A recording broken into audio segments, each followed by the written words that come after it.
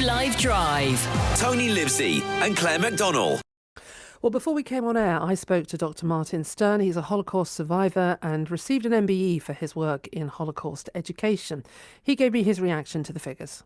Of course, I'm horrified because it's a recurrence of the simplistic answer that we've seen before in history of problems being solved by hatred for a specific group. When you look into the figures, 2/3 of the incidents happened on or after the Hamas attacks on the 7th of October. And the Community Security Trust, the CST, which works to protect British Jews from anti-Semitism, says this. They suggest that the increase was a celebration of the Hamas attack on Israel rather than anger at Israel's military response to Gaza. Do you think there's validity in that? Well, they have a lot more information than I have, and it would be completely wrong for me to second guess them. But it does imply approval for what Hamas did on October the 7th.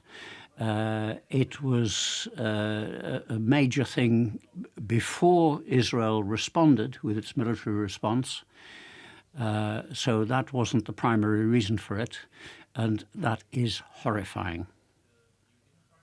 There is clarity needed here, isn't there, between being outraged at these kinds of incidents and attacks and people being allowed to have a strong opinion about the Israeli government's approach to those attacks. Do you think it's important that we're clear about the differentiation between the two? Yes.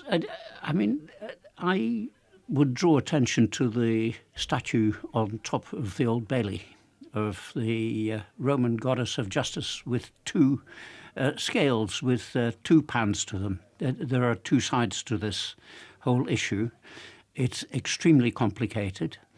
And the problem is largely caused by people who hugely oversimplify, and also people who select the evidence they wish to believe, even people who manufacture evidence that is false to get an emotional response. We need, civilization implies taking a thought-through approach to things, and it's sadly lacking in what we've seen.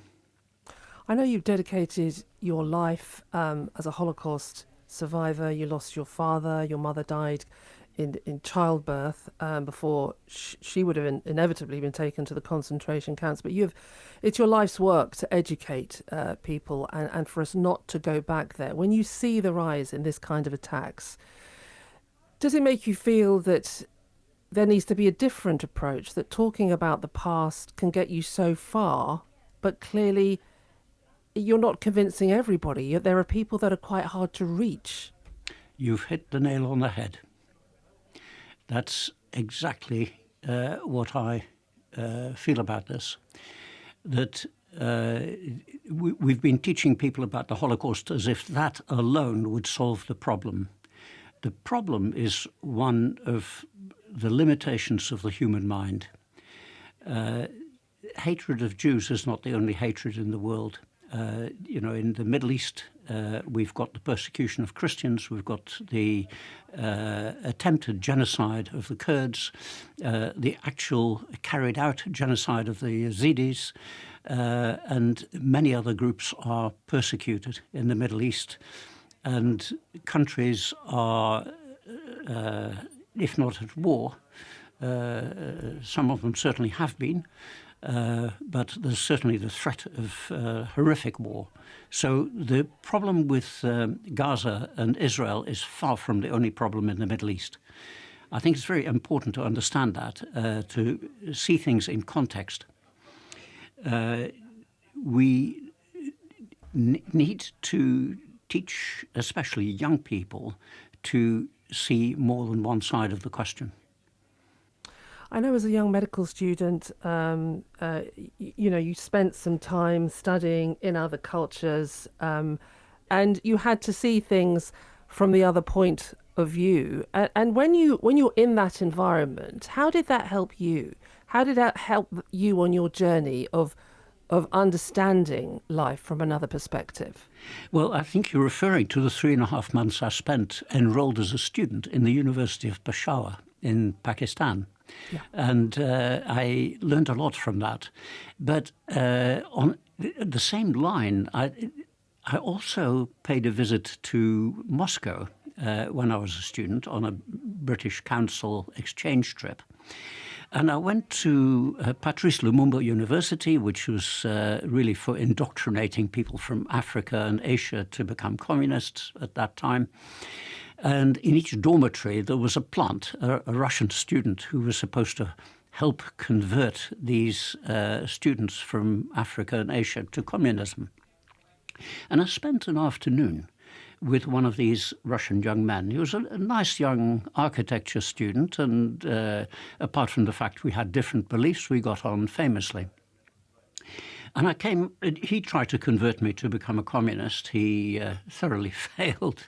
I did read some of the stuff that he recommended I should read, and I decided it was rubbish. But the lesson that really was extremely valuable was the realization that if I had been exposed in my development to the same information that he was exposed to, I would hold the same views.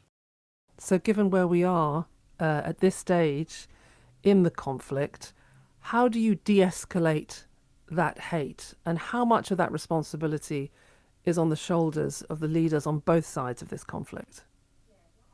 Well, a huge responsibility, of course, but nobody really knows properly how to do it. We're faced with practical solutions like going in with military aircraft and tanks and so on. It's not a very cerebral way of educating the other side. It's hard. Just over 100 years ago, one of the founders of the study of history in Britain, Lord Acton, gave his inaugural lecture when he was made professor in Cambridge after they'd refused him as a student. And in that inaugural lecture, he said it's the duty of the historian to learn to make the case of the other side better than the other side can make it for itself. Now, Lord Acton was a Catholic. His subject was English history. He would have had some problems with English history, Catholics being burnt at the stake. For a man like that to make a statement like that is quite something. And more than 100 years later, the lesson has not been put into practice sufficiently. Dr. Martin Stern there, a Holocaust survivor, and he's dedicated his life to educating the future generations about the Holocaust, giving us his reaction to the rise of anti-Semitic incidents in the UK.